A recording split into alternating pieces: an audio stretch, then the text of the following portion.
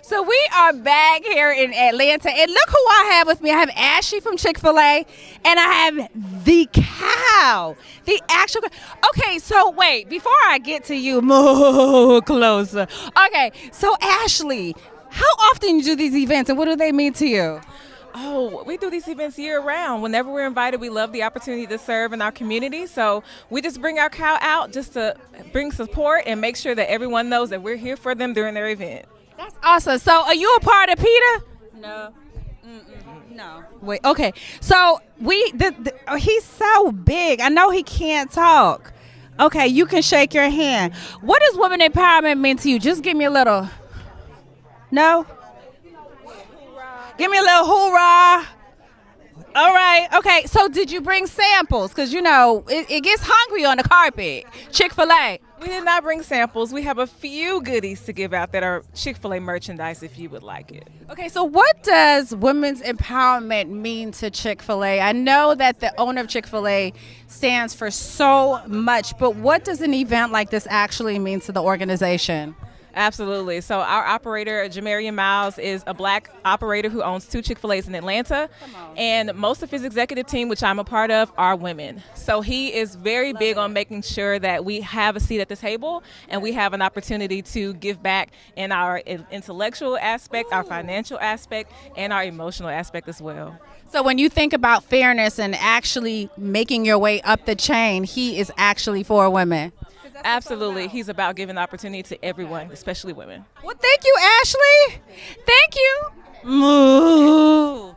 Okay, you might move. You have to move along. I've always wanted this outfit. How can I have one? Can you? We can get one for you. No, I really want it. No, I believe you. Okay, I really want it, y'all. I really want it. I'm gonna let the cow go on his way. Ashley, thank you so much. Let me see who I can grab. Be right back.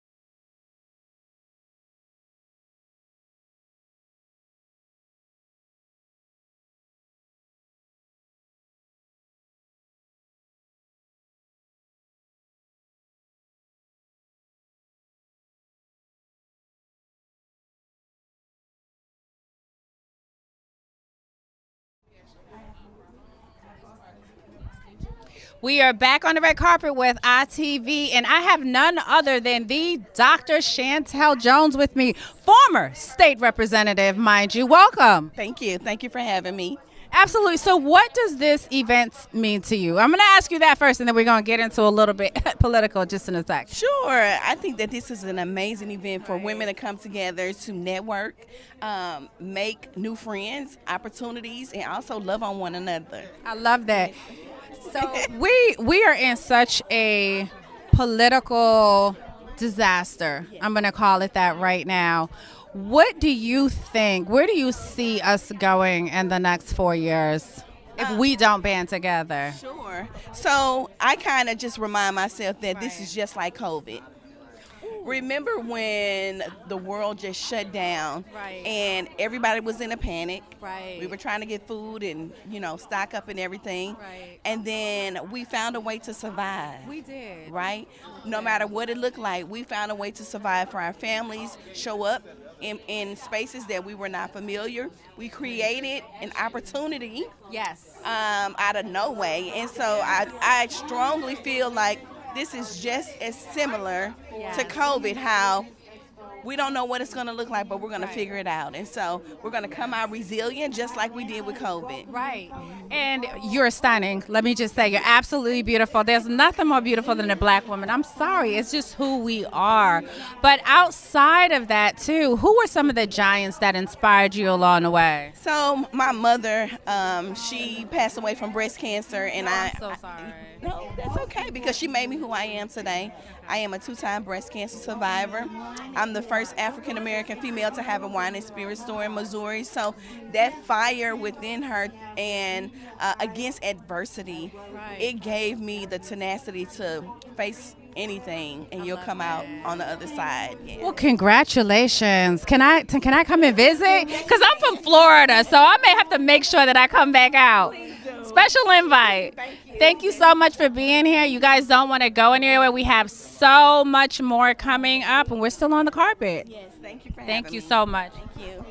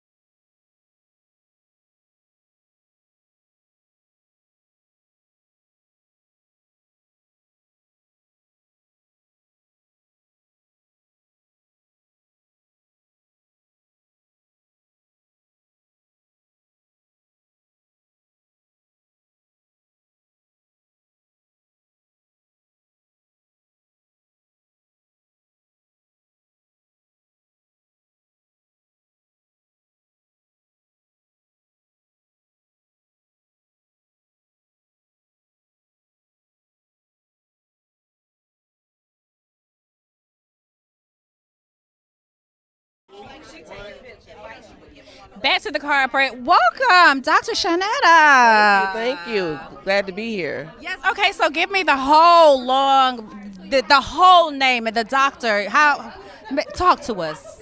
I'm Dr. Shanetta Bouye-Blue from St. Louis, Missouri, STL and the ATL. I am the founder and visionary of Divine Daughters, a mentoring program for girls, and I'm also the creator of Winning in Black. It's an award ceremony that we hold annually in St. Louis, Missouri. That is awesome. So you came all the way from Missouri to the ATL. From Missouri to the ATL. So what does this event mean to you?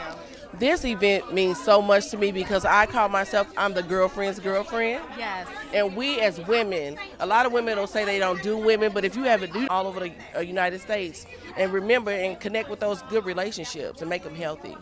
So this is Women's Month. We're on the tail end of it, right? What's the best way and advice that you can give to someone who's like, well, how do I celebrate it? What does Women's Month look like? What do I do? Because so many people don't understand like the depth of it. The best advice I would give for a woman is to be who you need it. And know that your story is another woman's survival kit. Truth and transparency create vulnerability, and in that space, we learn to love each other as women and embrace our flaws, because everyone's flawless. And our flaws are beautiful, aren't they? We don't embrace them enough. No, we don't. So tell me a little bit about your girls' organization and what you do for the community. Okay, Divine Daughters was established in St. Louis, Missouri in 2015, and it's a mentoring program for girls. My mother struggled with drug addiction from the time I was 7 to 28 years old. I had 2 children by the time I was 18 years old, and mentorship changed my life. Right. And knowing that delay did not mean denial, it meant I was not ready yet.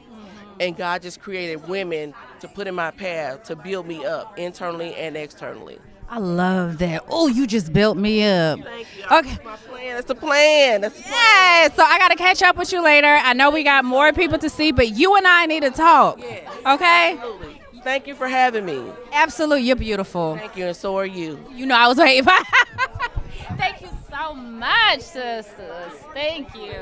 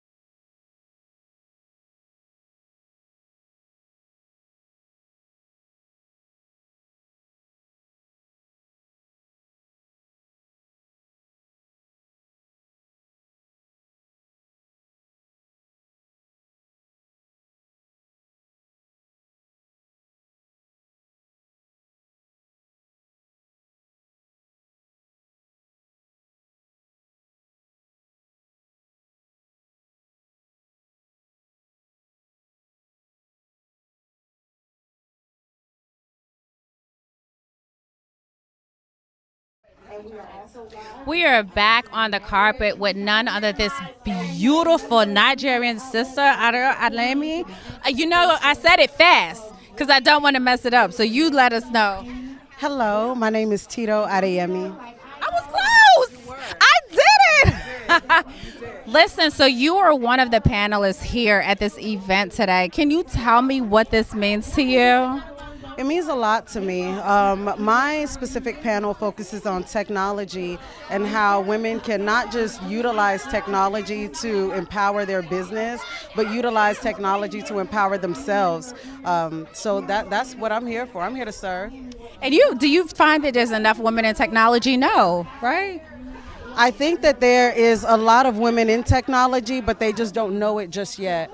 There are a lot of people that haven't identified their specific niche, but they're using tools, they're using softwares, they're posting online, they're already doing things that's already on the other side of that bridge. My job is to let you realize that you are already in tech, and when you realize that and you put words around what exactly you're doing, technical terms around what you're doing, that bridge is easy to cross back and forth and to continue to build new ones across the seam.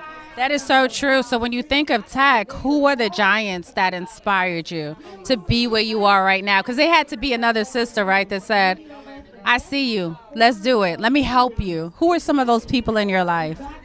So many, so many. First of all, my mother is an incredible woman who's always encouraged me to just push the limits and push the boundaries. You've got giants like Insei Ufat. You've got giants like, where do I even begin? Yeah. So how much does it mean for you to pass it down to our next generation? It means absolutely everything to me. There's a woman who currently lives in North Carolina who she actually invented the first doll that is a STEM doll, and it's called Show Me.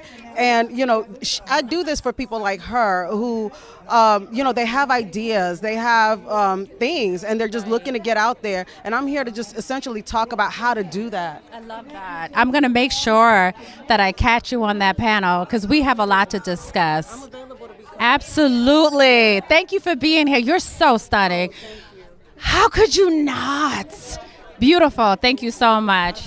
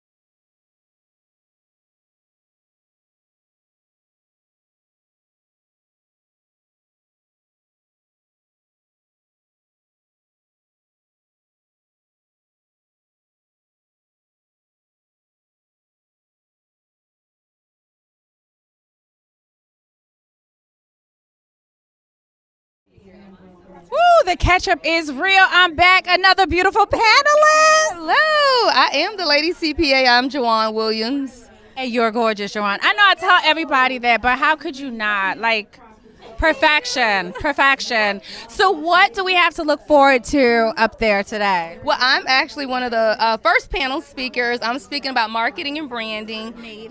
Yes, need. But what I tell people though, none of that matters until you know who you are. So the key to marketing and branding is knowing who you are, so that you know what you're marketing and what you're branding. So that's really what it is. So the Lady CPA is a professional network. While I am a CPA by profession, the organization itself is really about empowering women to know who you are, to walk in confidence, to walk in professionalism, and to just be accomplished in whatever it is that you do. I absolutely love that. But do you find a lot of women, and it's nice that you said know who you are, because I think imposter syndrome right now is real. Can you talk on it really quick? Well, most people that imposter syndrome is real because people just don't know who they are. Like nobody took the time to say, this is who I am, this is what I love about me, which all starts through healing. Child, you don't know who you are until you fix some stuff. And when you get to fix those things in yourself, then you realize who you are. Okay, we are looking forward to hearing you talk. I will see you later. I'm going to catch up with you so we can get into some more details. I love it. Thank you, guys. We'll be right back. We got some more coming through. Oh, you're beautiful. Thank you so much. Nicole. Hi, Nicole. So we have Nicole with us. Thank you for being here. So what can we look forward to today, Nicole? I am a vendor in the breakout room from 12:45 to 1:45. I've got my table set up, and what I do is graphic design. So I do logo creation, printing, branding, marketing, all the things that make your business look amazing. That's awesome. So when you think about women's empowerment, who are some of the people, the giants that helped you along the way? There's actually several in the graphic design space that have opened doors. They are the creators, and they're the women behind the scenes, so they don't always get the recognition that they need. Yes. I love that. So I'm going to come make sure I find you, because marketing, we all need marketing right now. I think we're so lost in that space. What's one thing that you would tell to someone right now who's just starting out? The biggest thing that I always say to any of my clients is, if you can point, click, and fall in love with a logo, with branding, or with anything else, the rest of America already has it. So you want your business to stand out for its uniqueness, not for its sameness.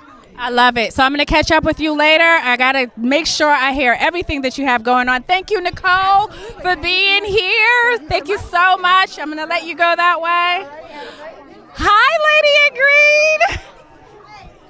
You are stunning. You are so beautiful. Okay, talk to me. Welcome. Thank you for having me. Absolutely. So what can we look forward to today? Well, I am Octavia Connor. The name of my company is Say Yes to Profits, and I'll actually be teaching today on how to say yes to zero taxes legally and ethically. Okay, no. Okay, come a little bit closer. Okay. I need that. Okay. I'm in that space right now. So when you think about tax, women, we need it, right? So especially women in business, we don't have the resources that we need. What would you tell a woman in going in business right now? What advice would you give them? Well, the first thing is to understand your entity, right? Are you an LLC? Are you an S Corp? Are you a C Corp? That matters, because that is going to determine how much you will pay in taxes and how many tax strategies you can actually use. I love that. So how important is this event to you? When women come together like this from all walks of life, what does this mean to you?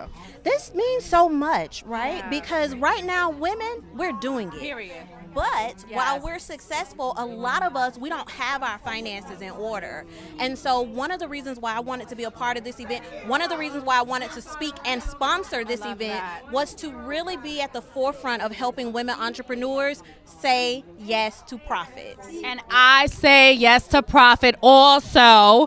This is why I'm going to find you, because I need you myself. So thank you so much for being here. I have to get your information. I'm a hugger. Thank you so much.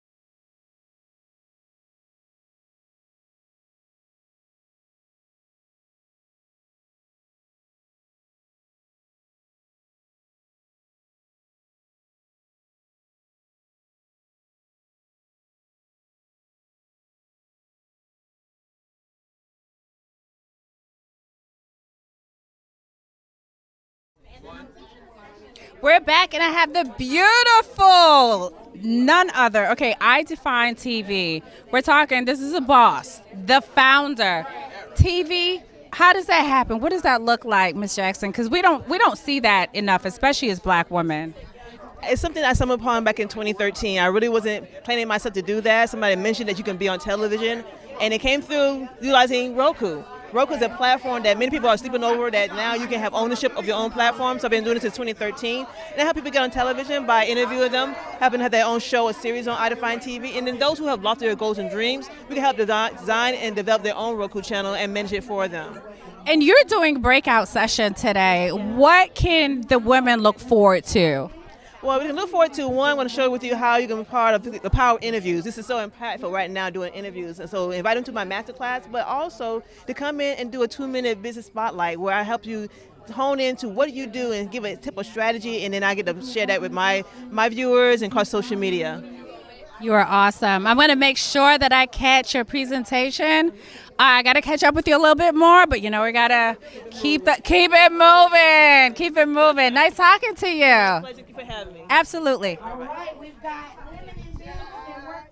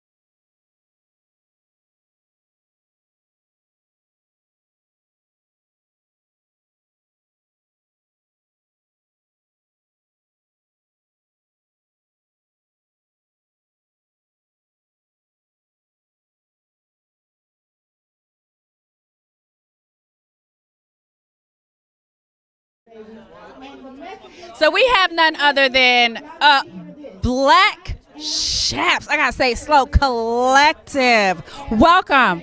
I know you brought some of your delicious food with you. Talk to us. So I actually didn't bring any food with us because we're coming all the way from Indianapolis, Indiana. So yes, we've come quite a bit of ways just to come out and support. So yes, that's why we're here. I love it. Thank you. So I know. It's so. I know. It happens so fast. So what can we expect from you today? So basically, we're just here just to support everyone. We're trying to reach out. We'd actually like to bring a chapter of the Black Chefs Collective to here to Georgia. We're actually looking to expand in a couple of other states. We're currently in the Midwest.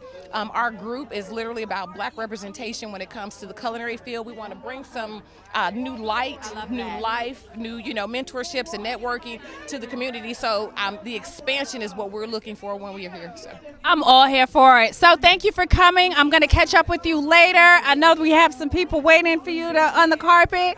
Go right ahead. Thank you so much. Woo! ITV, here we go. Hello, beautiful. How are you?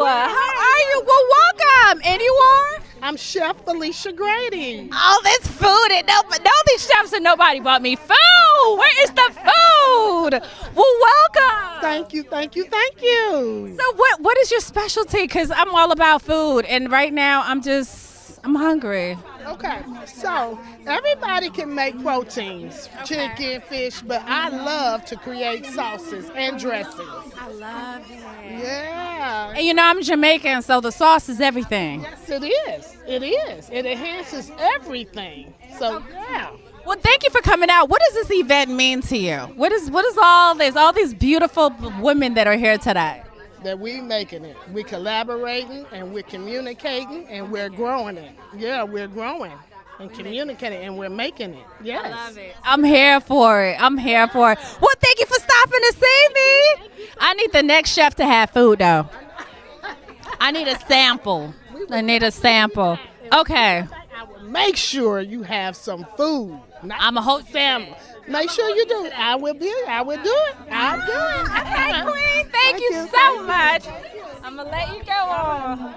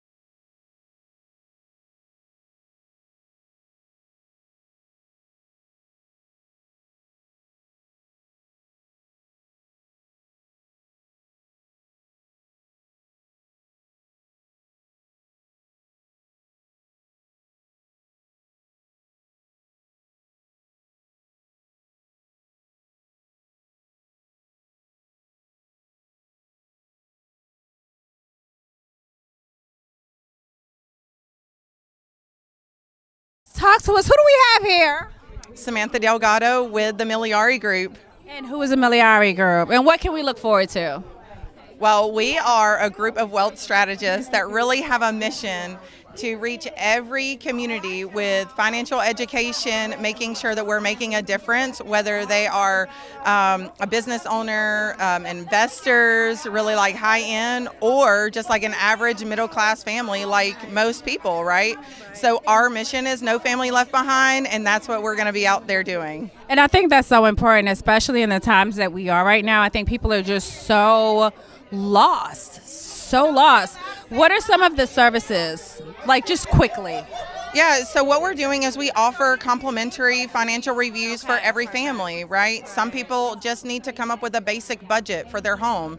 Maybe they don't understand what to do with their discretionary income. Maybe they don't have discretionary income. But what we do is we help and partner with them to say, if you have discretionary income, let's get that income working for you instead of working so hard for your money, right? And then also, debt consolidation, rebuilding credit. Like we just do so. Yes. Oh yeah. We all need help with that. Listen, you can't own it if you don't fix it, right? Right. And then we even have like estate planning on our crew. We have full service financial services, right? So everything in the toolbox. We even have fiduciary financial advisors on our team. So we are really for the people, not for our pocket. And that's what we want to focus on, is serving the community and making sure that every community is reached. And everyone here needs to make sure they connect with you, because those are services that we all need. So thank you for being here. We're going to find you. Absolutely. Thank you so much. It's such an honor to be here. Absolutely. See, we have amazing vendors like this. You just don't go anywhere. Thank you so much. Thank you. Thank you. I'm going to let you go down the line.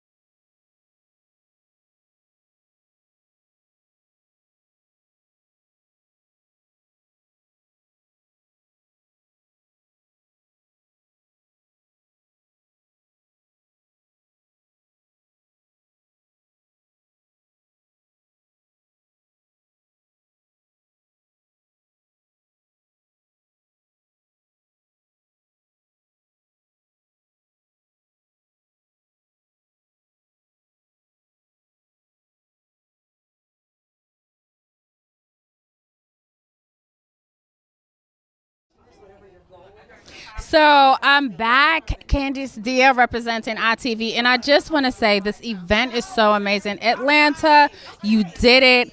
Women in business, you did it. I just want to take a time to just acknowledge our sponsors, the people who made this possible. I'm just going to go down this list, and you don't want to go anywhere because we have a lot coming up. So I want to thank Locks of Glory, Beauty Boot Camp for Girls, You Gotta Eat Here, The Jewelry Junkie, ACLI, Accessible Community Living Incorporated, Shades of Color Beauty, Beautiful, Fit for Life Chiropractic. We want to thank you all for being a part of this incredible journey, this powerful event. We couldn't have done it without you. Thank you so much.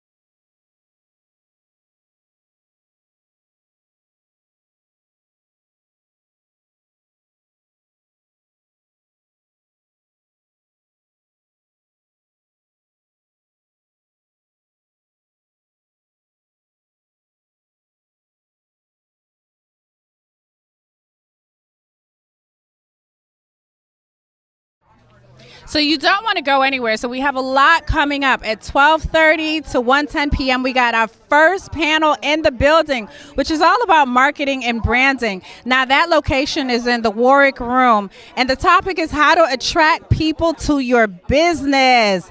Seating and audience engagement, Associate Euro N and Melody M. Media coverage by us, of course, TV Network. And photography and videography is by Martika Green. We have panelists coming up. Sherry Dree assigned to Drea Kelly and panelists. So don't go anywhere. This is all taking place pretty shortly. We got to get out of here and make sure we go in and we are in attendance.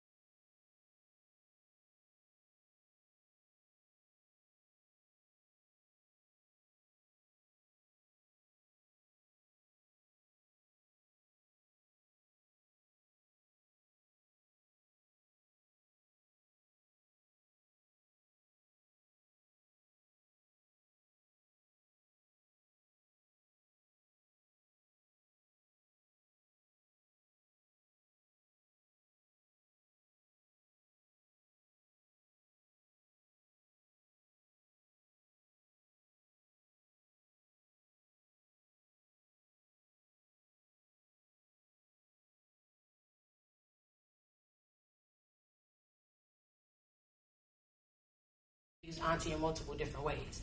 So I became the auntie to the community. And so then my business became the auntie to the community. So now what we do in my business is I'm one of the first black chefs that I actually incorporate themselves throughout the entire event.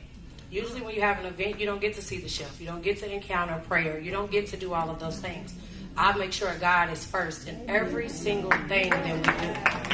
Because without him, I wouldn't be talking to y'all. You know, and so for me, it's just kind of like, I can have everything. I can have the glitz, I can have the glam, I can have the money, I can have everything, but if I don't have God, I'm lost in direction. And so that's how I became aunties, and then I began to spread the word using my food. So there you have it. And so now today, this is year 3 for my business. I am doing this event down here in Georgia, and I'm also running a catering in Louisville, Kentucky. So for me, it's absolutely wonderful because 6 years ago, I was begging God, like, save me, save me, save me. Now I'm in year 3, and I'm conquering 2 different states at the same time. So there's someone in this room that doesn't feel that they have enough. They may not be qualified. They don't have the money. You don't have the resources. You don't have the tools. I'll say this. Just start. Get up. Whatever it is that you feel that you have inside of you, whatever fire it is that you have inside of you, get up and do it. I don't care if it's cleaning dogs. You'll be surprised the people that you encounter that could change your life by cleaning a dog.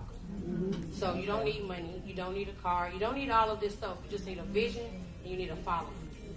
When you hear the noise, silence it. What you're looking for will come to you. So thank you. What you've heard are 2 stories, not just of resilience and inner strength, but also of faith. So let's not write that off.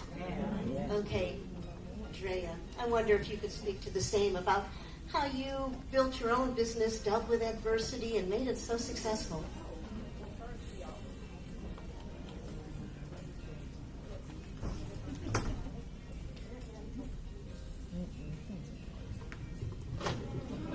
Please stand by.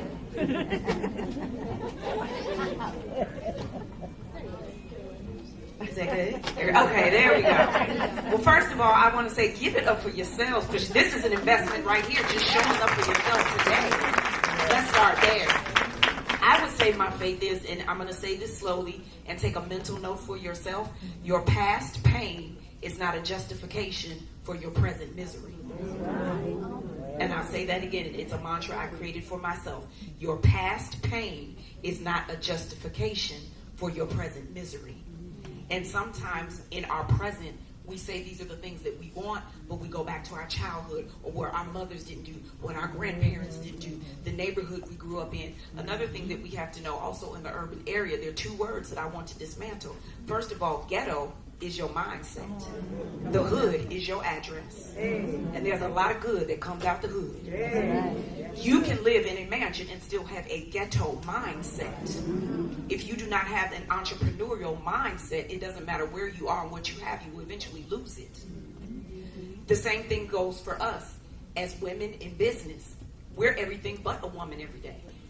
When you think about it, we're the baby maker, the order taker, we're the interior decorator, we're the hairdresser, we're the counselor, we're the chief, we're the teacher, we are the Uber driver, we are the Lyft, we are the judge and the jury. And by the end of the night, we are finally able to be a woman. And even then, we can't even do that. We can't even go to the bathroom by ourselves without somebody knocking on the door. It's like you had 23 other hours in the day. And now that I'm in here with my phone on TikTok, you want to talk. So really, I believe branding yourself means putting yourself first. You have to have a level of intimacy within self. When you really look at the word intimacy, it breaks down to into me, I see. That is true intimacy. Into me, I see. This is another thing that I tell women, if you want to be successful in business, use your eyes differently. Don't use your eyes to look, use your eyes to see. Because when we use our eyes to look, 9 times out of 10, we're looking for where we failed. We're looking for what we don't have. We're looking for where we don't measure up. We're looking at other people's lives. But when you use your eyes to see, you see the fingerprints of God all over you. You see that you are fully equipped. You see that you have everything that you need. You see see that you are brilliant. You see you are resilient. You see that God is within you. So those are the things that you have to do first. And like you said, you have to be unapologetically who you are. Baby hair down, here she is. Don't apologize, and know that every step of your journey, it was meant to be. Like, I'm well aware, my life is not for me. Everything that I've been through is bigger than me. There's people's destinies that are attached to my journey. So if I don't complete my journey, they will never step into their destiny. So that is what's going to make you a successful businesswoman. Not about how much you sell, not about customers, because sometimes it takes that one customer. You can have 10 people hit your page and never buy anything, and have one person buy and sell you out for the day. So don't think that being a successful businesswoman means numbers. It's not always about numbers. It's about the quality of the people, of your product. And the last thing I would say too is, when we pray, we need to be clear. Are we praying to God or negotiating with God? Because 9 times out of 10, when we get on our knees, we're negotiating with God. Because we tell him, if you do this, I'll do that. If you give me the money, I'll start the business. If you send me the right customers, I'll make more. That is a negotiation. That is not a prayer. Your prayer should be, God, if you never send me anybody, this gift is in me. I do it to glorify you. And I know out of glorifying you, it will come. So we even have to change our prayer life over our businesses. And just know that you're successful because you did it.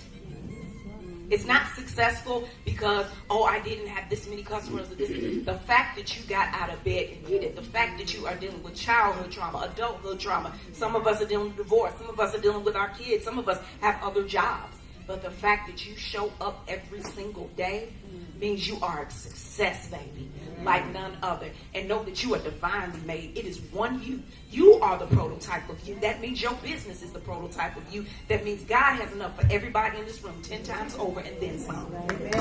So when you wake up in the morning, know that. When your feet hit the ground, let God, thank you for my successful business. Thank you for the millions, billions, and trillions. Thank you for the abundance. Thank you for the overflow. Thank you for me. Thank you for my gift. God, thank you for the breath in my body. Because as long as you're breathing, it's a business to be made, baby. Dr. Raya Motivational speaker extraordinaire. That's a lot to chew on. That's amazing. Now, Jawan, you are going to be speaking from my heart, because I started off my career in technology, and being the lone woman running with the boys in a very male-dominated area. And you have done the same in the field of accounting. And you have gone from the corporate position to being well recognized as an expert in your field and starting up your own business and nonprofit organization. Can you tell us a little bit about how you built your success? Yes, similar. Oh, is this one? Similar to all the other ladies, it's the same thing. It's the journey to self, really understanding who you are at a deeper level. Nobody tells us. Like, I didn't grow up knowing what an accountant looks like. I didn't have people in my family that was an accountant. What makes sense? And numbers for accounting is never about good at math. Sense. What wanting to go to law. Like, who you are, what makes you who you are, and knowing that many of us,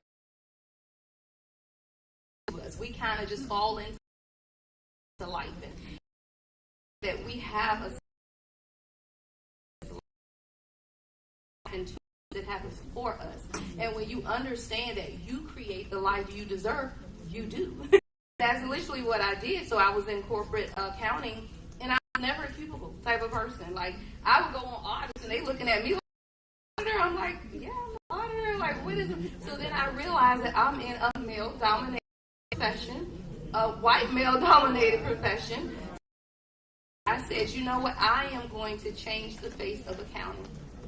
It's glamorous, beautiful, it's smart, it's all of that. And what it is, you know, board, bean counter, crunching numbers, it's none of that. I'm an auditor. I'm here and tell people books up, okay? I look for fraud, all of that. You make your profession about what you want it to be, whatever it is. Whatever, like the trauma therapist, it's like you take parts of yourself, put it in your business. That's what makes it sustainable. When I consult with clients, I tell them, like, you have to believe in you first. This business is never going to succeed if you don't believe it will. And then people feel like, okay, well, what's the formula to success? Oh, there is no formula. It's your frequency. It's who you are. And who you are determines where you go. And you got to know whose you are, because you know we're going to break home. God is within.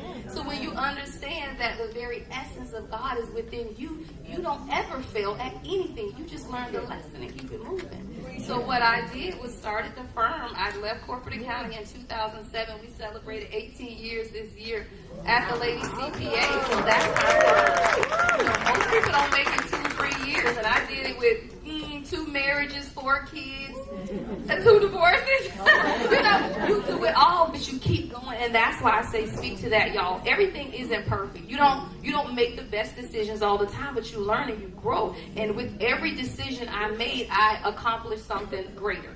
With every, difficult trauma, I got a master's degree. Something else happened, I got a doctorate. Oh, something else happened, I got a license to be a CPA. So you take that stuff that life throws you and you turn it into something. Transmute the energy into something positive. And that's what nobody tells us.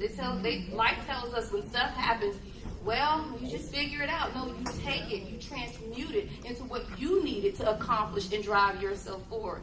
So 18 years as my accounting firm, and then when I was starting to be licensed, I realized that I needed help. I was a mom, I had a husband, I'm running my firm at that time, and I was a full-service accounting firm, but I hadn't become a CPA yet. And I needed people like me to help me. I'm like, okay, and I love Shark Tank. Y'all better watch Shark Tank, ladies. It will save your life when you talk about these businesses. And I said, I'm going to create what I need for myself, which was a network of like-minded women in business to hold me accountable. The CPA exam is hard, y'all. It is not. It's harder than the bar exam. It's very costly. I tested 12 times in 21 months because I would not stop. People do 6 years, 12 times in 21 months. And when I did it, I've never looked back.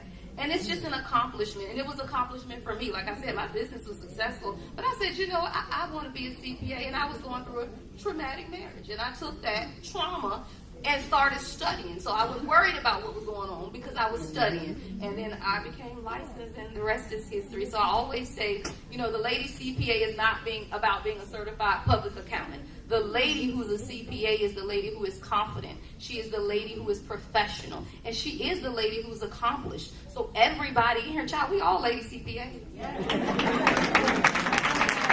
I think the key is that people here on stage are bold. They just take adversity and turn it on its head. So now you heard about everybody's stories. We'd like to see if there are any questions that you have. Maybe you would like to ask them about how do they find their customers? How do they brand? How do you target your ideal client? So, who has a question? Just raise your hand. Okay. Introduce yourself and give us your question. How y'all doing? My name is Essence. I'm a makeup artist, Essential Beauty. I'm based out of Louisville, Kentucky. I did Chef Shay's makeup, so yes, I'm a designated makeup artist. But my question for you lovely ladies is, well, it's actually 2, kind of part 2 question. One is, during the times where you experienced different things in life, was there times where you took a break or stepped away from your business? And what pushed you to get back into that practically, like realistically? And then, I'm not saying that God is not real because he's definitely real, but I'm saying what steps did you actually take? And my other question is, were there times that you felt as if you had to pivot in your business, like as far as a business plan or things that you said, okay, well, in this time I want to do this, and it didn't happen, so you you might have had to cut that out, or just like I said, pivot in your business plan? Okay. Well, in the little bit of time we have, we're going to go kind of rapid fire here. Who would like to answer first? Okay.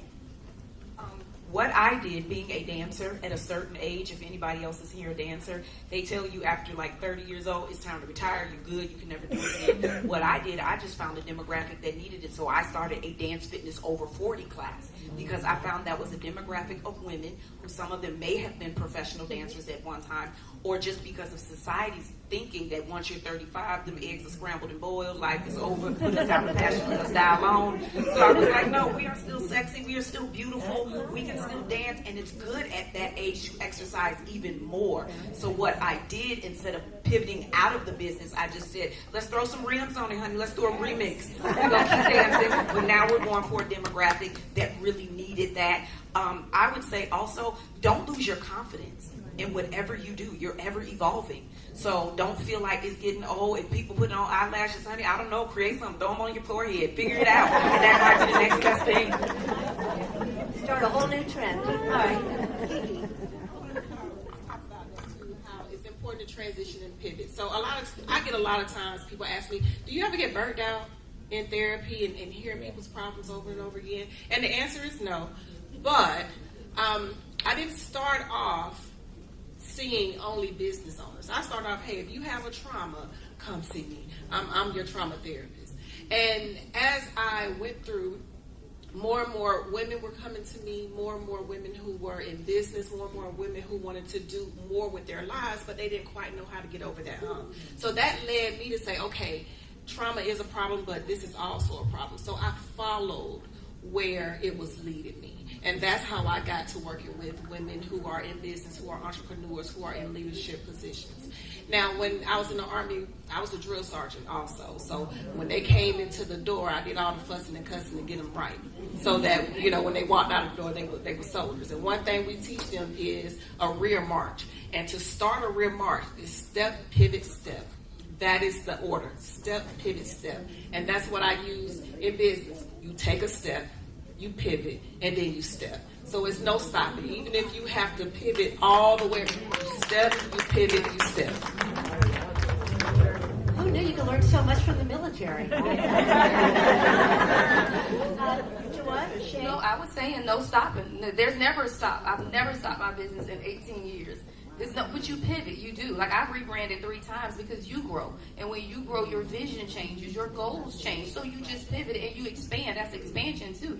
You can't stay doing the same thing and expand. That's not scalable. So you have to be able to see what the energy is, what's taking place in the environment, pivot so that you can scale, because that's a part of marketing too. You got to scale. So you can't have a small vision that won't grow. So we were talking about marketing and branding. You have to be able to. If you stay in the same place, I tell people, if you stay, you die, because everything is cyclical. So you have to be able to change. You have to be able to elevate. You have to be able to grow. And each time you just pivot. Perfect. I am the girl that creates her own lane. I don't take no for an answer. You tell me it's not remarkable, it's not this, it's not that. I go find somebody who is. I have a vision, and I don't expect anyone in here to see that vision but me, because it was given to me. And so I pivot on a daily, on a minute, on an hourly. But most important, I create my own lane, and I don't allow anyone in it unless they have an attachment to add to my vehicle to make it move faster. So that's for me. That's the advice I could give you. And when you do find yourself being like, I don't really know if I want to do this, stop doing it to yourself. Because when you don't know, because you're not for sure of yourself, and of course God is real, right? And so you have to go back to the drawing board, look at it again and see what you could do different. But if you don't see it out there, maybe you better cut a corner, hit a curve, create your own lane. Great. We probably have time for one more question. If somebody has a really quick one, yes. My name is Hold on. Oh, I'm sorry. Okay. My name is Samaria White. I'm the owner of Juki Innovations. Me and my daughter started a business where she writes books about, she's big on mental health. She started writing when she was 7. And I'm a single parent, and I have a story, like we all have a story. But I have worked 3 jobs to build the company that we have, and now I'm just at a breaking point where it's like, are there grants or money out there that would help me build my business? Excellent question. Okay, let's talk about the money, y'all. It is, but it's not easy. Don't let people it's not easy. I work with people every day for funding. Yeah, it's grants, but it's also millions of people in limited funding. And the economic environment we're in, people aren't giving money to foundations, so it's not. This is bootstrap. This is friends and family. Let's DIY it. Let's figure it out and get it out there. So when you can show that you have funding coming in, then you can get funding, which is an oxymoron, but it is. So you have to be able to show that you're making money for somebody to give you money. But do it yourself. I tell people, don't ever give up any part of your business. Don't bring in partners unless you have to, because you're splitting up what you need for yourself. You can do it on your own. It's just about you understanding, and friends and family. Find your soul tribe. They'll support you. That's what I heard. Your people will support you, and you'll have all the funding you need. And I would like to add, you said you're a single mom, and your child writes the books at 7? She's in college, right? She's in college? Yeah. So with that narrative, without having money, it's kind of like the block ghetto mentality, right? You kind of go back to the block. That same vision that your child has, there's other children out here that have that vision, right? So you take your books, you incorporate those children, you teach those children, and you allow those children to be your marketing. You allow, because you're learning, you're teaching, you're growing. Your gift might be single parent. The books are the resource to outsource. Andrea, would you like to bring us up? Yes, and I would say to pivot off of everything that these women have said, the first thing I think that you should start, the narrative that you're saying to yourself. Right. Every day that you get up, you have to tell yourself, God would not give me the vision without providing the provision to make it happen. So start there. It's all in the words that you speak. And knowing that God would not give it to you if he didn't think that you were going to do anything with it. He gave it to you to multiply. And again, that's what I say. It goes back to negotiating with God or praying to God. It's not about God, when I get the money or how. Now we have to start saying, God, I know you are sending me the money. I know the money is there because the money is yours. And yes, can it be difficult? Can it be hard? But nothing is too hard for God. Right. So you have to go into it with your human, knowing that your human is going to be like, okay, now this is a joke. And then your spirit woman has to sit in and say, but ha ha ha, God gets the last laugh. And know that is, and like you said, incorporating grassroots, having other children, maybe in the beginning starting a free writing camp. Tape it so that now you have an EPK, which is an electronic press kit, showing that you have a writing circle with children. Let them do the artwork, record it.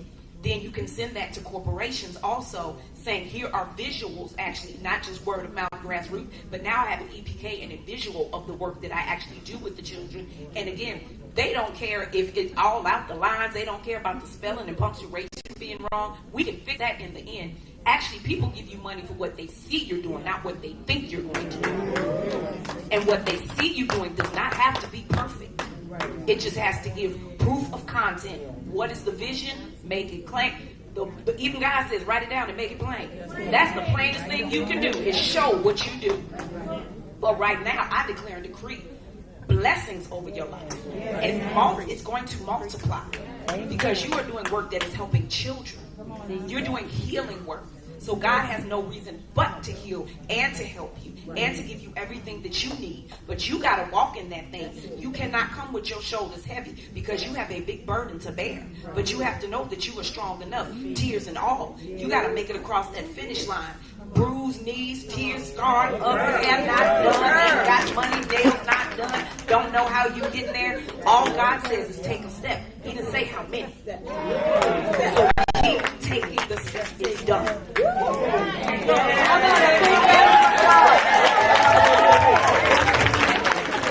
sorry we don't have any more time for questions, but I would love to thank everybody on this panel for your amazing insights. And I think the theme is own it, do it, and look for help from above. And if it comes from within, it can't be out there. It can't be from without. So thank you so much, Kiki, Chef Shay, Drea, and Jawan, so much for being with us on our panel today. There is another one coming up, so don't leave. And if you do, come right back. We'll start again in about 25 minutes. Thank you.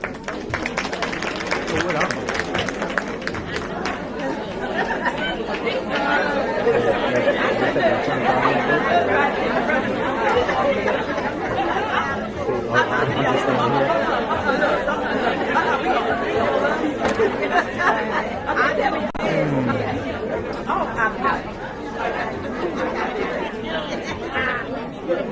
Go where? Oh.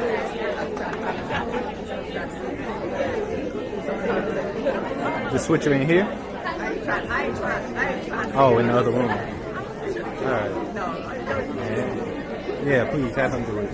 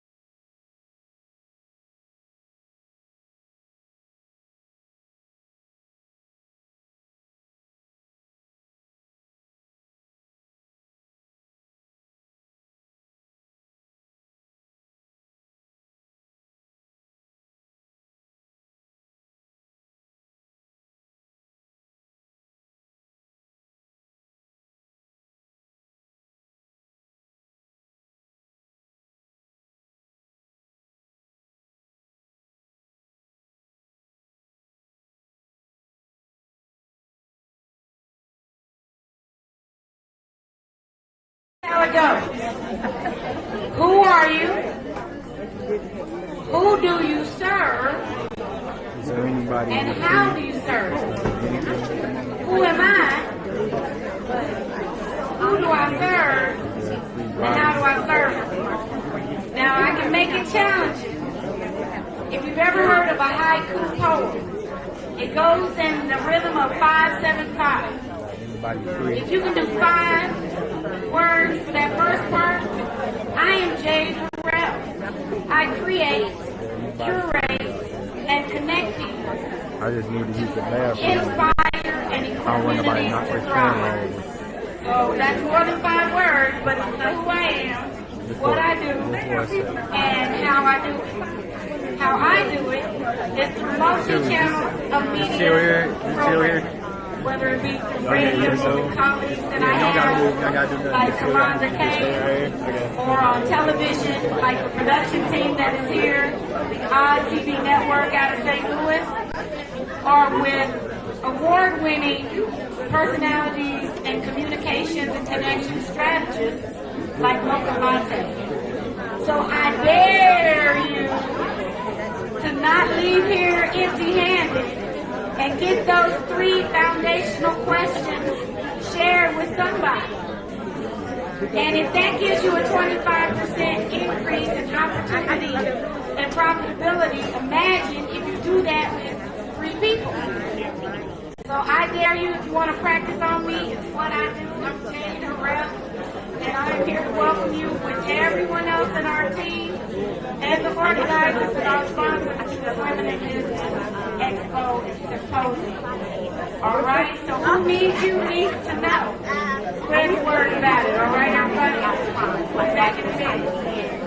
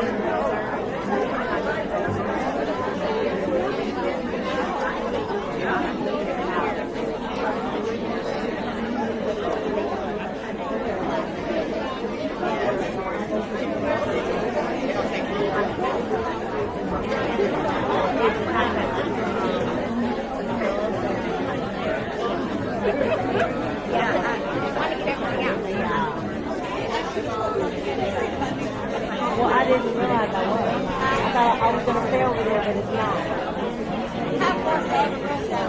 It's all the way down, but it's not like this.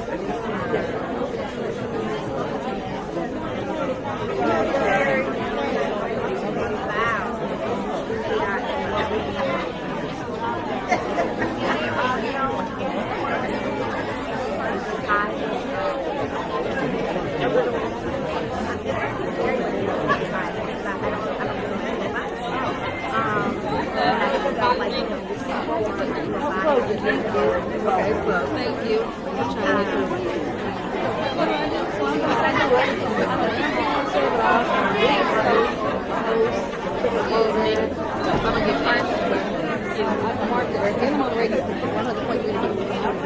Are you from town?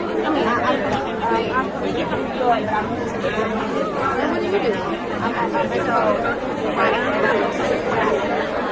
So I was a social worker. I did non-therapeutic counseling. I got my master's, but for 25 years. So alongside of it, because I'm making any money, I built a brand and a personality. And thank you for what you do. Thank you for your service.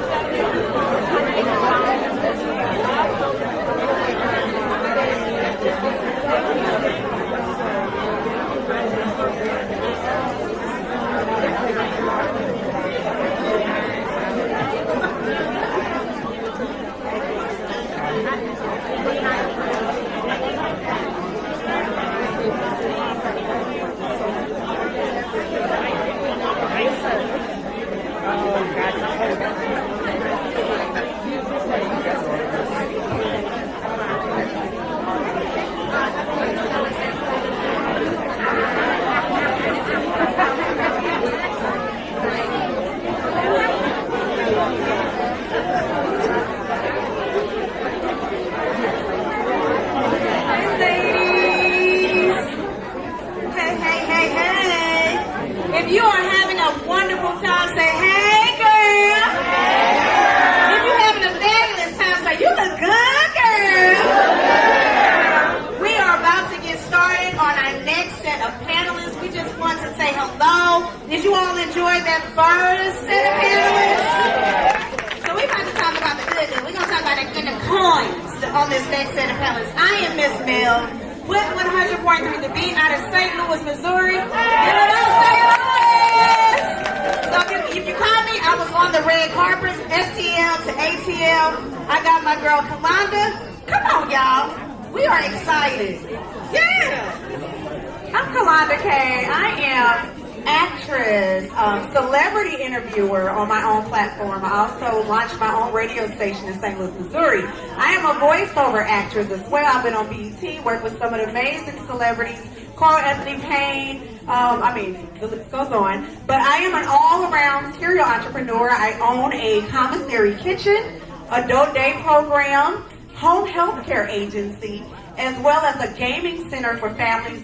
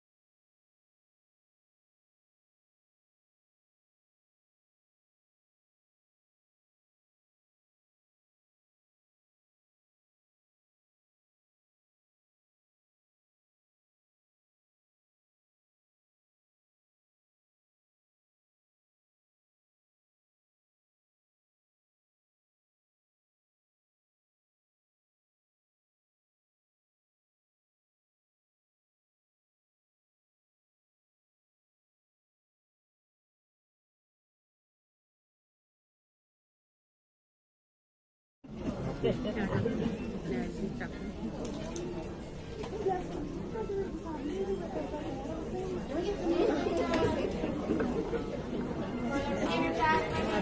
many of y'all worked all week this week?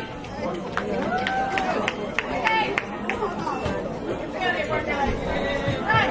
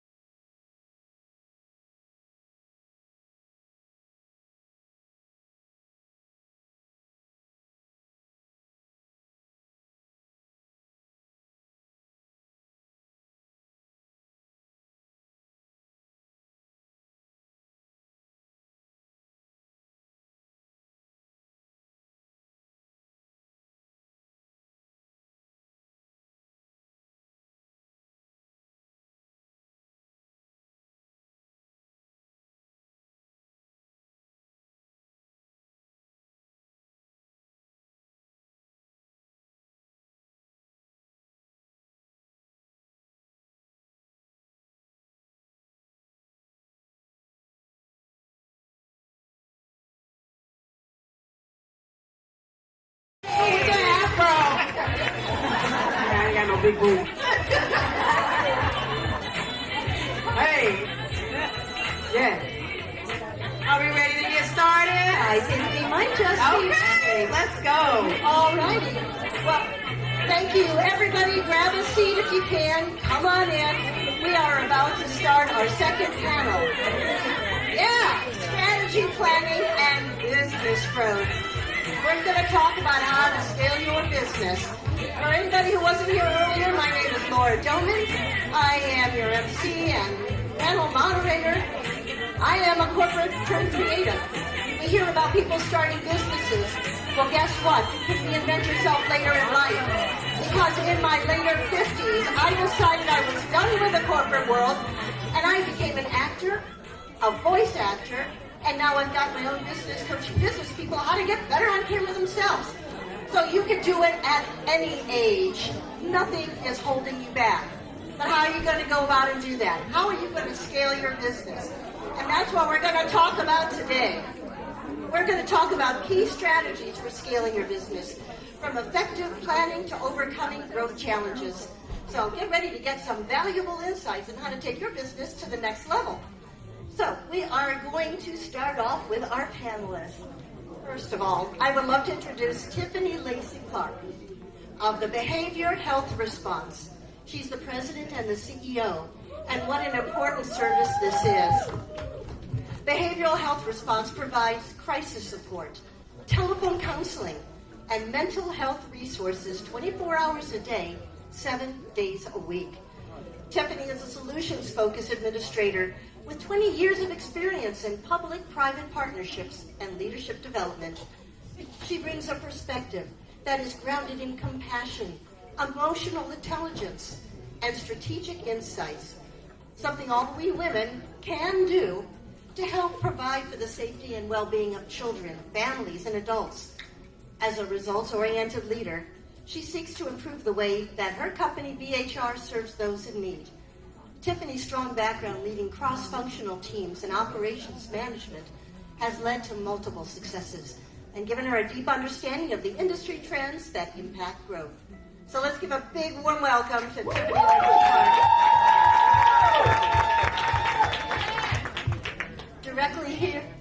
Directly here on my right, I would love to introduce you to Vanessa Hardiman of Business Strategies and Solutions. You want strategy? You're going to get strategy, because she's not only a strategist but also the founder.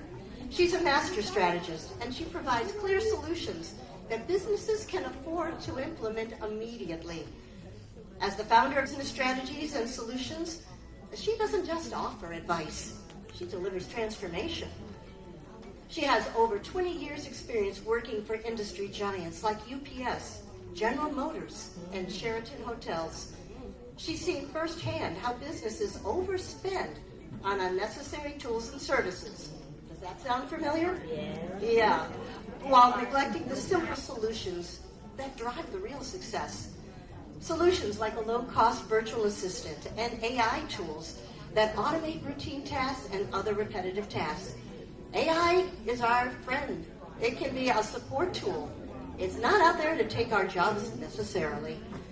But the whole idea is to be able to use these tools so businesses can be free to focus on revenue-generating tasks and make the business. Founded in 2017 and based in Atlanta, Business Strategies and Solutions specializes in virtual assistant services, program implementation, digital marketing, and social media management. Vanessa partners with businesses, CEOs, and new entrepreneurs, helping them streamline the processes, improve the communication, and effectively manage teams. Thank you for being here, Vanessa. To my left, I would love to introduce you to Dr. Robin Geathers of New Beginnings Life Ministry and Consulting. She is a board-certified Christian counselor. But that's not all. She is the CEO and co-founder of New Beginnings Life Ministry and Consulting. She's a compassionate mental health advocate, a certified life and divorce coach, a certified SYMBIS assessment facilitator, a humanitarian mentor, community leader, group facilitator, motivational speaker, and a domestic violence activist. In 2023, Dr. Robin received the Joe Biden Presidential Lifetime Achievement Award and Public Speaker Award for Excellence in Public Speaking. Last year, in 2024, she received the Community Leadership Award and the Impact Award on Mental Health Awareness. Most recently, she has been inducted in the Marquee Who's Who in America in recognition of her philanthropic work in the community.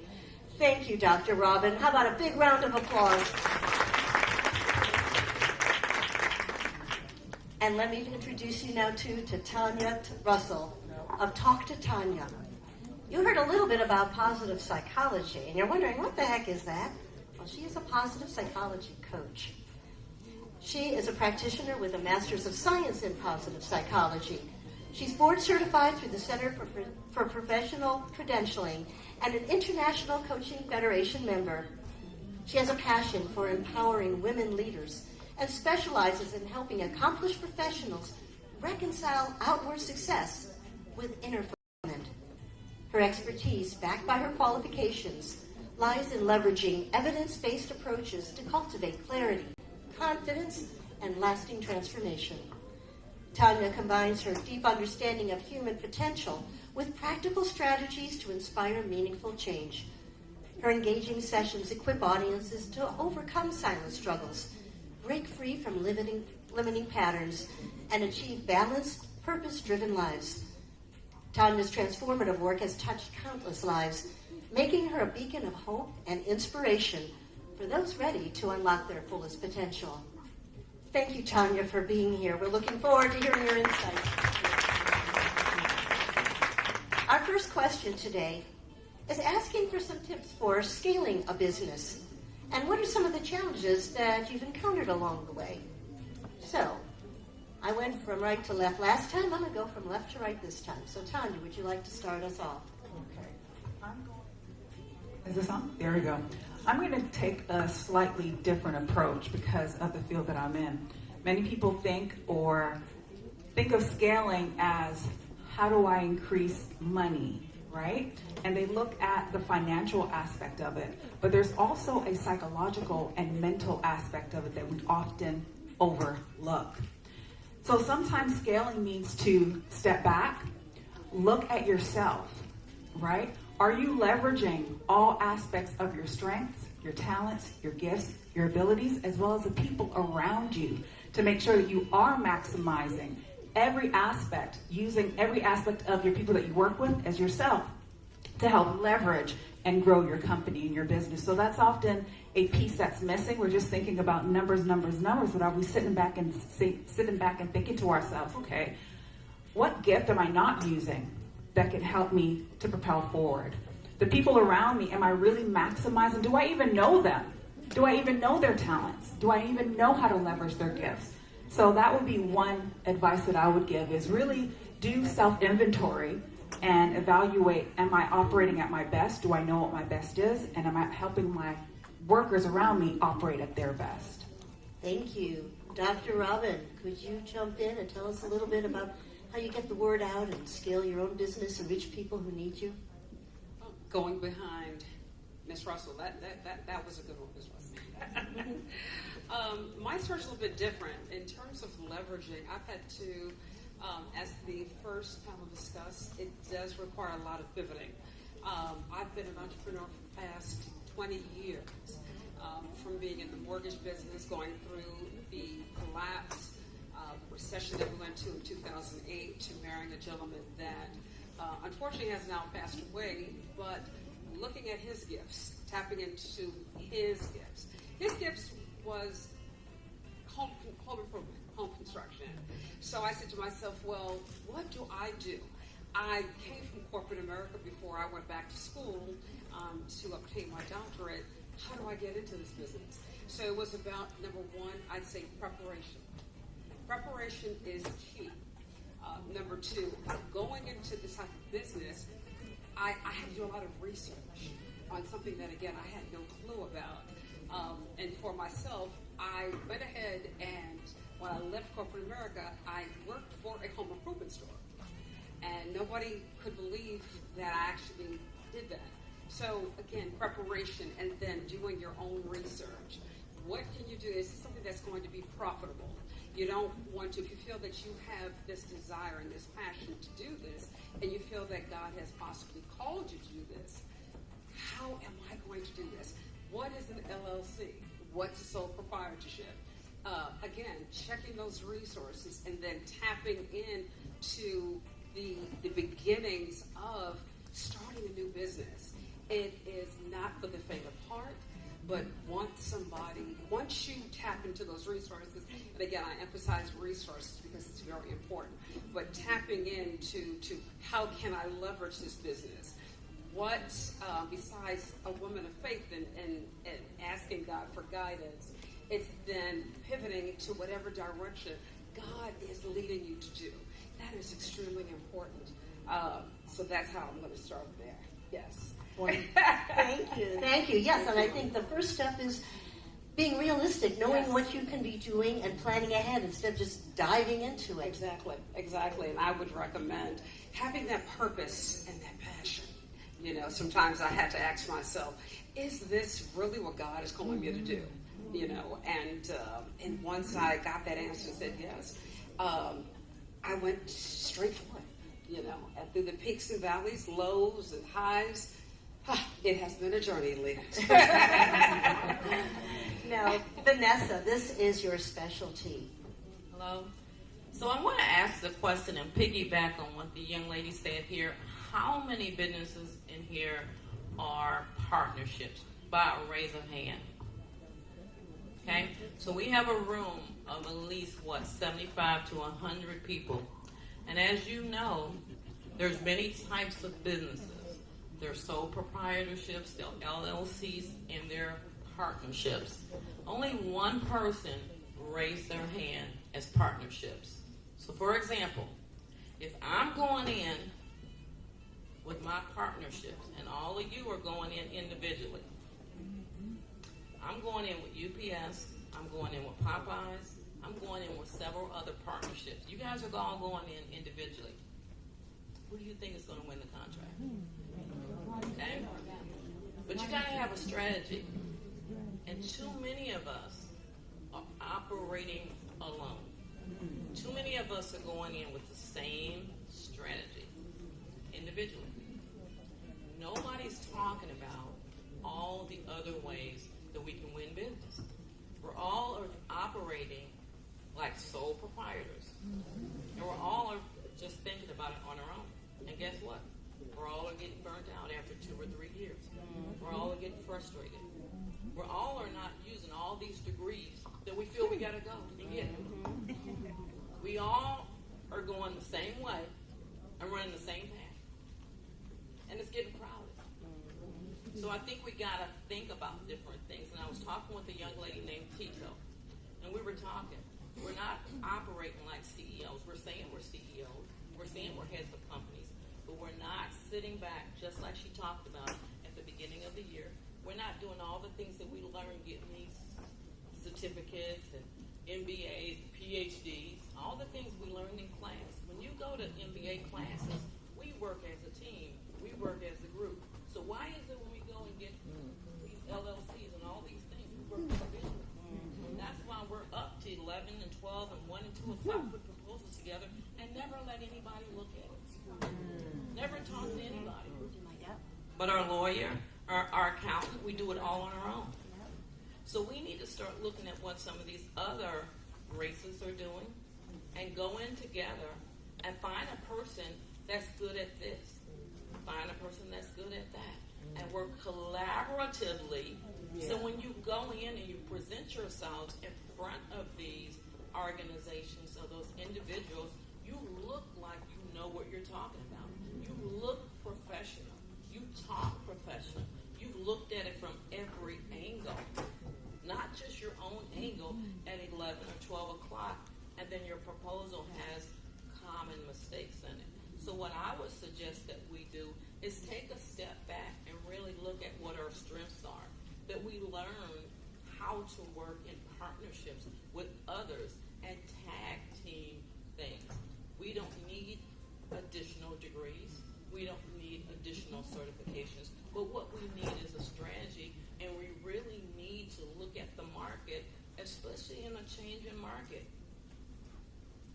yesterday we were in women, minorities, are we in today with the current regime?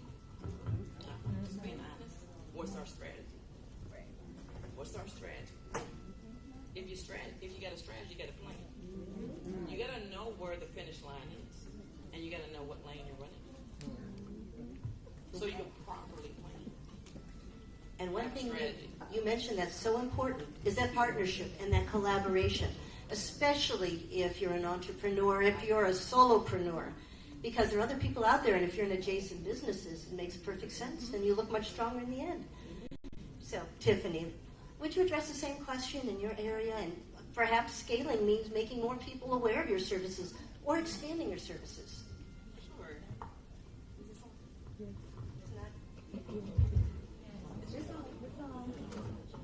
Okay, can y'all hear me now?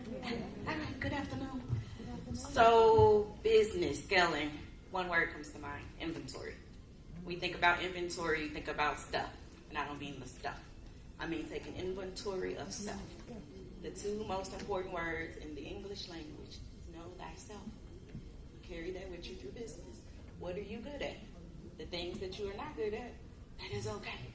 But then you got to find somebody to be on your team that is good at those things to fill that gap. I think the flow of the conversation just so naturally happened, but it really is about surrounding yourself with people who can help build you, your own personal board of directors, you being able to build a team that is diverse in thoughts, and diverse in perspective and experiences, skill sets. My team here is here because I paid them to come and yell my name. They all here. But everybody on my team brings something very different. We're all very different personalities. We all have very different lived experiences. But we all have a heart and a passion for the mission of helping people and doing God's work through this work. So I think the most important thing to think about when you think about scaling is the inventory. I can't be the only person. If I'm the smartest person in the room, I'm in the wrong room. I'm in the wrong room. It simply just isn't.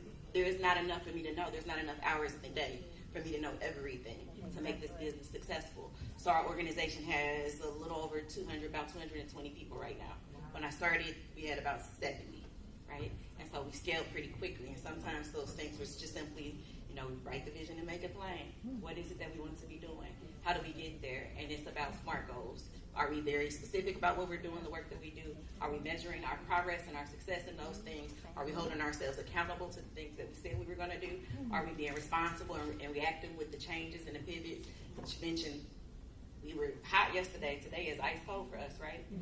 You got to prepare for that in advance. If you stay ready, you don't have to get ready, right? So we prepare for that by making sure that we put the things in place that we believe in, right? So people are chasing the bag. I don't believe in chasing bags. I believe you chase your purpose, and your purse will reflect that, right? So you got to build out a really good team and really process and be able to listen and let your ego live on the other side of the door. We have a thing at BHR. When you hit the door, everything that you got going on, you got to leave it there. When you walk on this side of the door, we're about saving lives. You got to be about the business of saving lives, because that's what we do. And so we just have to we lean into what our gifts and our talents are, and the things that I don't possess, I make sure that somebody really closely connected to me has that, so that they can reflect that to me, and I can live and I can grow from it.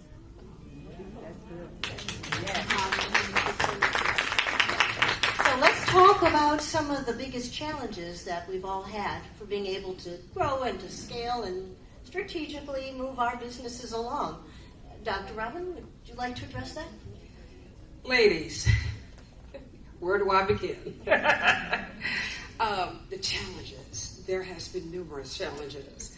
As I initially shared, surrounding yourself with like-minded people, very important. Doing your marketing, your research, the challenges have just been overwhelming at times. And I would tell somebody, don't let these challenges overwhelm you. If you feel that you have a calling and a passion to do what it is that you want to do, I would tell everybody, don't give up. That is one of the keys. Do not give up. There has been many times you have to be willing and able to put in the work. It is not a 9-to-5 process. It is a journey. There has been many, and it still continues, where I don't do 8 to 5. Because of the various businesses, I've went from being in the home improvement business to I'm a counselor. I do a lot of motivational speaking. I am now a new author. So I've had to learn how to pivot through all of this here, where my hours, I work from sun up to sundown, almost, doing the various things that I do. However, through this process, it is rewarding, it is fulfilling. And just make sure, again, you just have that passion. If you do not have a passion for this, you don't need to do it. You just don't. And I'm sorry, I just call it like it is, especially as a counselor. You don't need to do it. You have those doubts that will run across your mind. You know, when those adversities come, you have to say to yourself, and I know I've said to myself, Lord, is this really what you want me to do? You know, is this because it's hard? You know, sometimes you don't get those clients. How is your mindset when you don't get those clients? When things get tough, those finances get low, especially, you know, and having that tenacity. Again, I emphasize on that word, tenacity. So making sure that you have at least 6 months of savings put up or more, to know exactly, how am I going to do this? Lord, I need your guidance, I need your grace, and I need your favor, especially his favor. You know, if you've called, and just what Dr. Dre mentioned earlier, he's not going to assign something for you to do if you're not equipped to do it. You know, so again, you will have those challenges, but I would tell everybody, stick with it. It will be hard. How do you spell hard? HAR double D. Hard. Okay, but it's worth it. With me being a new best-selling author now, again, I've had to now pivot in this space. Long nights. How do I promote this book? I do a lot of self-promotions, but by the grace of God, I want to share this, if you don't mind, Laura. As a new author, and because of my faith, this assignment, I felt that I was called to do. As a counselor, I speak life. I speak motivation into others. And have my cup filled sometimes, refilled, as said. But this has just been a journey, and by the grace of God, being a new-time author, I won an award. So again, it's that tenacity and that perseverance. I submitted my manuscript to an organization by the name of Reader's Magnet, and for a first-time author, I won. And it was nothing but the grace of God. Congratulations. What the grace of God. And the book is From Trauma to Triumph. From Trauma to Triumph, which a lot of ladies have went by my table. Mm-hmm. But I share my journey of inspiration, not only very little in terms of the entrepreneur space, but how I went through a lot of childhood trauma to come out triumphant on the other side. Thank you, Dr. Robin. And you know, one thing you mentioned, it's so true, it's mindset. Put mindset before anything, including marketing. And so I know mindset is so important in your work, especially trying to convince people, telling you that positive psychology is the way to go rather than negative-based traditional psychology. So I wonder if you could just kind of speak to that a little bit too. Sure. So we will all, as you probably already know, deal with challenges, right? Sometimes things happen unexpectedly that can take us from a +10 to a -3, -4. And traditional psychology really focuses on what's wrong, what's broken. But I want you guys to visualize this for a split second. If there was a bunch of dots, white dots on this board right now, and you see 3 dark colored dots, say purple, okay? The purple represents the negative. What are we missing? Yeah, we're missing looking at all the other bright colored, positive, life-giving dots. But because we have what's known as a negativity bias, we tend to focus on the negative a lot, right? And when we focus on the negative, sometimes we end up going in a downward spiral. And it's tough for us to get back up to where we need to be. So one of the things that I love to do is encourage people, and it's not positivity like toxic positivity, because there is something called toxic positivity. Forgetting about the negative, everything is good, life is good, no. But it's about understanding, okay, right now I'm dealing with in a challenging time in my life, but at the same time, I still have life. How can I live it? Right? So how can both the negatives that might be happening and the positive coexist without taking us too deep into spaces of depression or anxiety, suicidal ideation, limiting self-beliefs, giving up, okay? So one of the key things for me, and I talk about this a lot, is really understanding what your values are. How many of you know what your values are? And it's not so much what's important to you. We're talking about your character, right? How many of you have a deep character belief in spirituality or hope, self-regulation, right? Love of learning.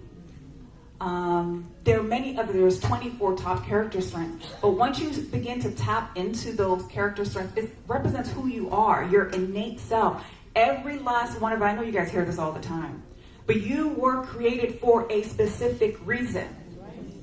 There is something inside of you that is not inside of you and is not inside of you or anybody else. There's a gift and a purpose.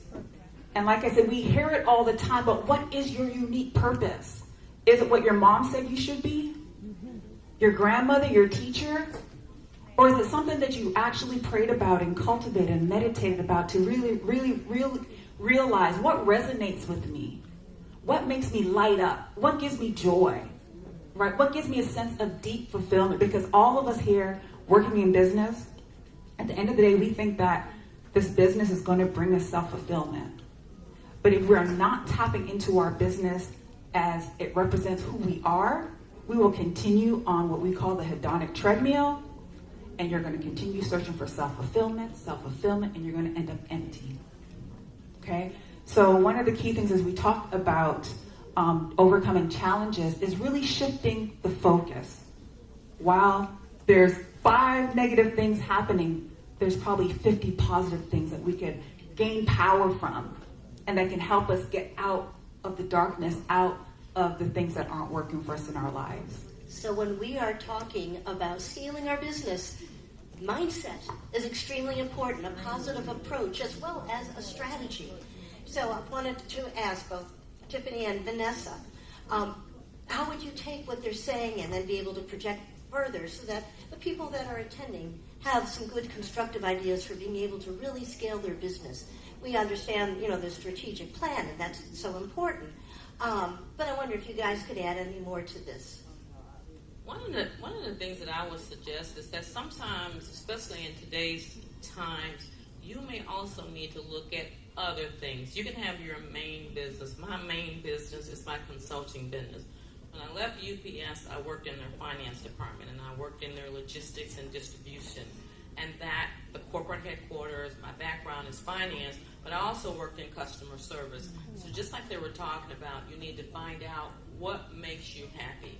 And I always felt good about assisting others. And any of you that know, finance is a cornball type field. And when I say that, nothing against people that are in accounting, but you're only going to ask them about taxes and payroll and different things like that. You're not asking an accountant person to come out and have a drink and have fun, right? Those are not You haven't met your one then. To ask, have a good time, right? But I love speaking. I love doing different things like that. So I actually got into, when my consulting business wasn't doing good after COVID, I got into public speaking. And one of the things that has really helped me is the diversification. So when one income stream is not doing well, use your other strengths, use your other skills to bring revenue in. Public speaking about something that you know or something that you enjoy. And it wasn't talking about finance.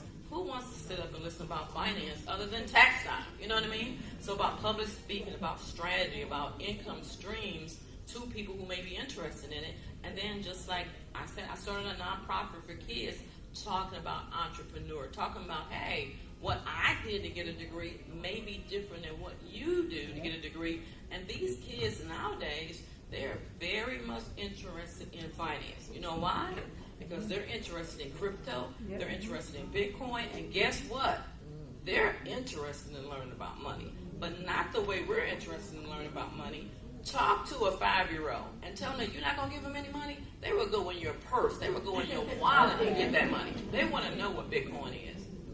So they understand a lot more than we understand. And make it fun. They'll come to a workshop. They'll do something. So multiple income streams, understanding what your strengths are, and learn how to pivot. But pivot to something that's fun to you and make it interesting and have some good times. And make sure that you enjoy it too. Otherwise, that passion will not come through. Tiffany, could you tell us a little bit about your... There you go. Tell us from your perspective. Sure. So I think about this in kind of two different thoughts. You learn and do everything on other people's dime and time. What I mean by that. A lot of us are in this room because you own a business. Do you actually own a business or do you just own a job?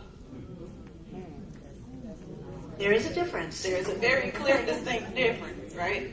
So you learn how to run a business while you're working at somebody else's fully functioning business. And you sit in every room and you sit in every meeting and you take notes and you go back and you do research on the things that you heard, the words that you heard that you might not have understood. I do this still to this day. If there's something happening in a meeting that I don't really understand, I ain't gonna say nothing. I'm gonna write it down. I'm gonna Google it later. And the next time we come back, I'll have something educated to add to this conversation. But you do that on somebody else's dime and time. I have made $1 million mistakes. Luckily, it wasn't my $1 million. But lessons were learned. I was able to course correct and get things back in order. But those are lessons that you don't have to learn on your own. Everything is not something that you have to do and experience for yourself. Wisdom is the application of knowledge. Knowledge is you are gaining knowledge in every interaction you have. Every room that you go to is a classroom. Every conversation that you have, somebody should be teaching you something. And so you do everything on everybody else's time and dime. I'm not telling you to go to work and not do your job. Right. But that's why we're all here, right? All these women. And if you have a corporate job, learn everything you can before you start your own business. Absolutely. You learn everything. I'm talking about from the learning how to orient the forms and the documents.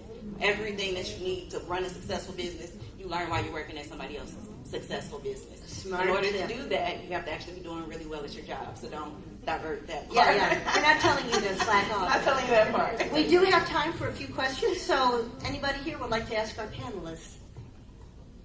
Any hands? It's about scaling your business, growing it. Oh, come on. All right, I have one here. There we go, right up front. What is your name and your business, please? Yes, hi, my name is Gwendolyn Saito, and my business is Fashion Fit Over 50. And I pivot, as one of you said earlier. I had another business, and I found that I wasn't doing so well with it. But my question is this. I have found that I have decided that I'm going to stick to this, but there's a lot of certifications that I need, like women's certifications. There's DUNS. I need to get my DUNS number. There's another certification. So my question is, should I invest in purchasing all those certifications to have my business grow, or should I just wait and see what I am and where I am at this point in time? And dive in. Yeah. Vanessa, you sound like the perfect person to answer that. I think that if it's something where you need a certification, then I would get a certification. Yes, but also I would look at the trajectory. I would go and talk with others that are in that same business and see what it's going to take to grow that business. In the area where you are, how many other businesses are in that area? Can you make a viable living with that business? Would anybody else like to jump on? We have another, sorry. Were you going to chime in on that point, Doc? So I'm going to like to piggyback what she just mentioned. With me, when I became to the level that having a doctorate degree, people, in my opinion, they want to know how many degrees do you have? What do you have to bring? What knowledge, experience? They wanted to know every particular thing specifically about what type of counselor I am. So I would recommend you get as much education, as much certification you can. The more that you have, the more that you can grow, the more that you can share, the more that you can do. Okay, thank you. And we have another question up front, I believe. Yes, she was next. We'll be okay. All right, and we'll be up there next. Your name and your business. That's what I should come on over. Yes, ma'am. Thank you for your eagerness and excitement. Okay, we have a woman in business here. Your name, please. Shonda Simmons. I'm from Chicago. I have an entertainment business that I work with different radio stations back. And I wanted to know, do you guys have a piece of advice that someone gave you, and how do you apply it? Tiffany? So my grandfather used to tell us this when we were kids. Whatever you commit to doing, you do the best you can at it. If you commit to being the janitor, then you sweep the out of the floor. And so I applied that to my life as a kid. I thought he was the funniest person ever. But I apply that every day. So anything that I'm committed to do, I do with my whole heart. My brand is, if I say yes, I'm going to do it 120%. My old boss, when she was the CEO and I was the COO, she used to say, even on your sick days, on your bad days, you show up and you're giving us 90. So you can, it's okay to calm down and slow down. But I don't believe in that, and I agree with you. I think the more credentials you have, the more education you have, make yourself so solidified that they can't tell you no. They can't tell you no. And you have to imagine and envision, what are you willing to give up for the life that you desire? That might mean I can't go out. That means I can't spend certain money in certain places. That might mean I need to sacrifice my sleep, my hanging out, my brunches, whatever that is. You have to decide what that is for you and be able to apply it. But I follow what my grandfather told me. Anytime I agree to do anything, and I've been the janitor and I swept the shit out of the floor. Tanya, would you like to chime in? Thank you, yeah. So one of the first things that came to mind, because I deal with a lot of women in business that deal with imposter syndrome. And what happens is many of us, I call it silent struggles, many of the silent struggles of the clients that I work with, you would not know it, but behind closed doors, they are struggling with feeling whether or not they are enough. And that's one of the hardest things for us as women, especially women, to believe, am I enough, right? Why am I worthy to be in this position?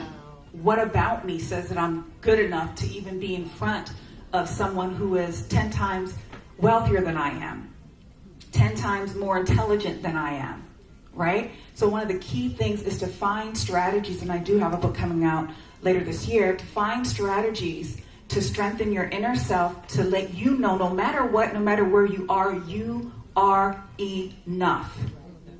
Okay? And that's it. Thank you. Dr. Robin. Okay. I live by 3 R's, and is to, number 1, reset, restart, and refocus. Very important, I would tell everybody. Reset, restart, and refocus. I know we have a limited time. Okay, thank you. All right. Your name and your business, please. My name is Chevelle Hicks, and I own Queen of Everything Cleaning Services. And my question is, how do you scale your manpower? Because I have the business, but keeping the manpower and the focus in the employees is a whole nother ball game. So that's what I need to know. People like phones and games and all that nonsense, and I like sponges and mops. Okay, so I just need to know how to keep these people in the cleaning game. To honor our time, why don't we just go in rapid fire around the room here? A successful business is the combination of science and art. The art part is the people part, and understanding what motivates people, human behavior, what makes people interested and purposeful. You have to help them connect the dots to what the purpose of them being there and how they contribute to the success of the business, how your business contributes to something greater than even that. When you can tie those things together, you'll have people that are interested and excited to be there. Thank you. Vanessa. I agree with her. I work with a lot of students. I get a lot of my staff from already existing individuals to work in my consulting business.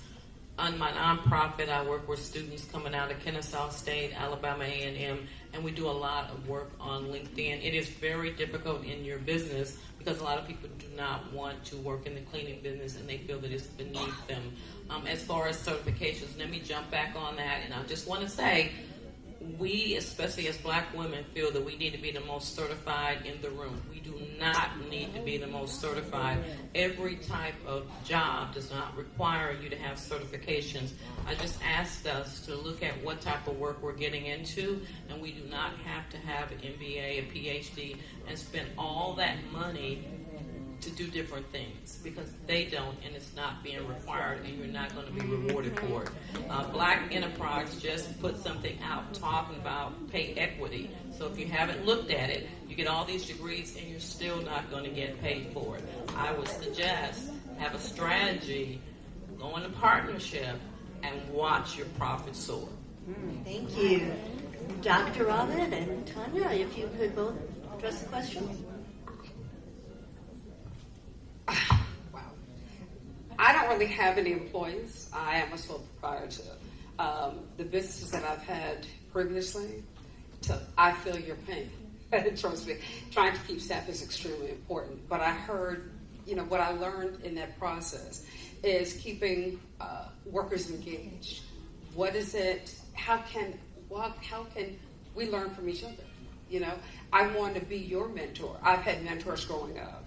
So that's something that when I did have employees in previous businesses, I felt that for me was extremely important. How can I help you to become better than me?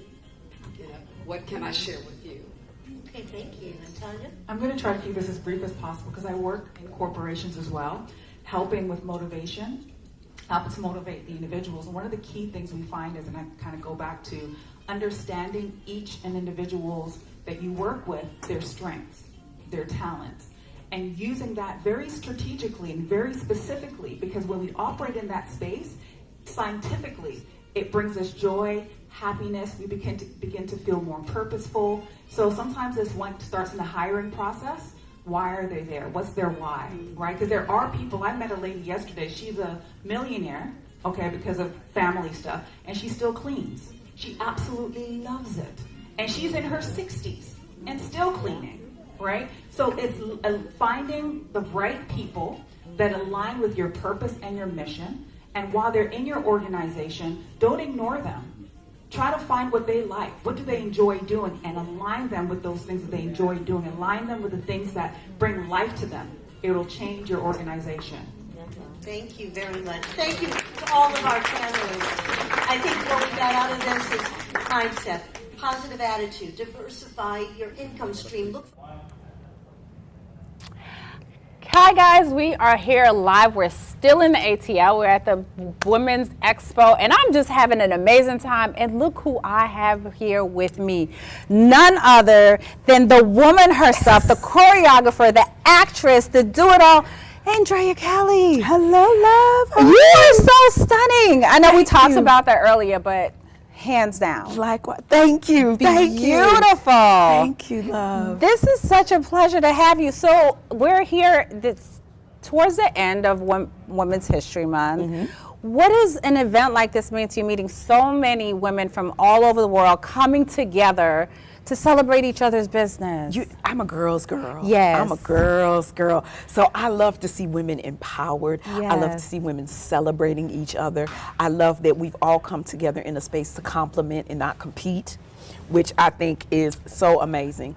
Yes, that we don't get to see that very often. And that is not the narrative that is pushed for women, and especially women of color. Exactly. But to see that we are all here and everybody is learning from each other and having dialogue with one another. Like, well, what do you do? What do I do this and I do this? It's a beautiful thing. I wish we did it more. I believe that, Women's History Month is 365. I said it. Yes, because we do it every day of the year. We do. Every day of the year we are doing it. Yes. We birth nations, and I think we are living in such a pivotal moment in history.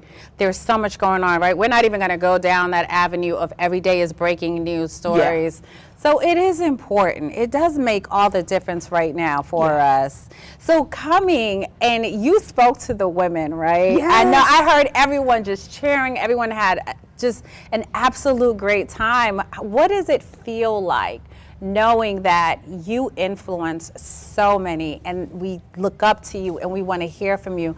That type of pressure, what does that feel like? It's not a pressure. Okay, good. I love for people to know that it is not a pressure, it's a calling.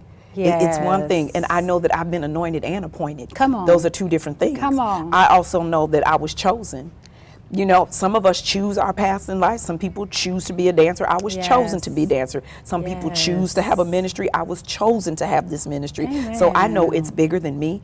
I also am very aware that other people's destiny is attached to my journey.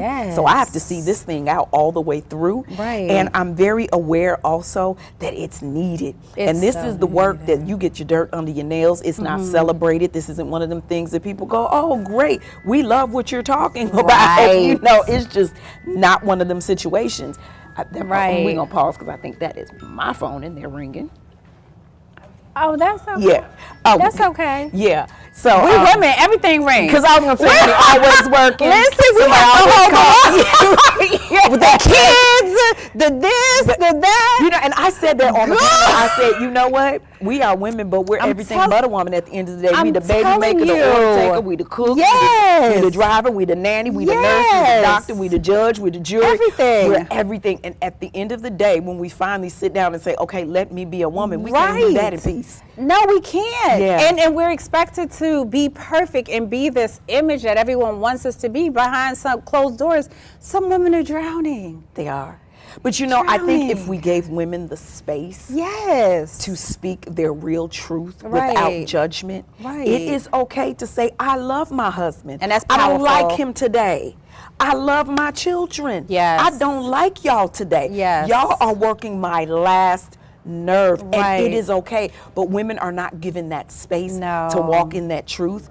We are not allowed to be in that space either. That says, I'm not doing for anything for anybody in this house except me today. Right. Because now all of a sudden you're selfish. And I really think that it's a disservice, especially in our community. It really because is. we like to celebrate once you become big mama and you got cancer. Once you become big mama and you're in your hospital bed. Now all of a sudden it's the narrative. You need to take care of yourself. You need to take time for yourself. Self-care. But it's like you have to understand self-care is preventative. It's not what you do on the other side of sickness. Exactly. It's before. It's before. It's before. Yes, it's preventative. So that's what's important to me. So to see these women that they are doing the preventative work by creating a tribe and loving on each other and the positive words and affirmations. That's what it's all about. I'm elated. I'm elated. I have to thank you for taking your time out to speak with me. I would love to get more in depth with it.